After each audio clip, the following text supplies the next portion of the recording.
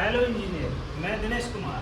देखते हैं rate of analysis में अपन आरसीसी एंड पीसीसी वर्क में अपन देख रहे हैं उसकी क्वांटिटी कैसे निकालते हैं। देखिए, मैंने देखा कि आरसीसी एंड पीसीसी वर्क जब होता है तो 1 क्यूबिक मीटर में यदि ड्राई कंक्रीट होता है और एक होता है वेट कंक्रीट होता है, उसको इक्वल बनाना है तो इसका 1.52 से लेकर 1.54 का एक फैक्टर होता है जो कि ड्राई कंक्रीट और वेट कंक्रीट को इक्वल बनाता है। जैसे मैंने देखा कि यदि कंक्रीट जो होता है वो सैंड, सीमेंट और एग्रीगेट से मिलकर बना होता है, तो मैंने इसके बेस पर एक क्वेश्चन उठाया, उसमें सही से समझ में आएगा कि किस प्रकार से अपन क्वांटिटी निकालते हैं। जैसे कि मैंने देखा कि compute the quantity of ingredient required to prepare 10 metre cube of design M15।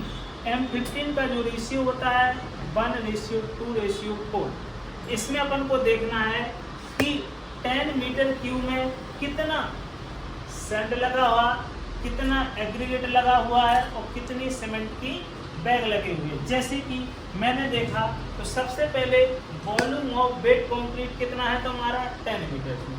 फिर मैंने ड्राई कंक्रीट देखा, उसका फैक्टर उसे इक्वल बनाया तो कितना आ जाएगा 15.2 मीटर की उसका वॉल्यूम आ गया। फिर मैंने देखा जब वॉल्यूम मिल गया है तो मैंने देखा सीमेंट अपन कैसे निकालेंगे, तो सीमेंट का जो रेशियो है वो कितना है 1 है तुम्हारा। 1 का वॉल्यूम में इंटू किया और टोटल रेशियो से क्या किया डिवाइड किया तो उसका वॉल्यूम जो मिल गया।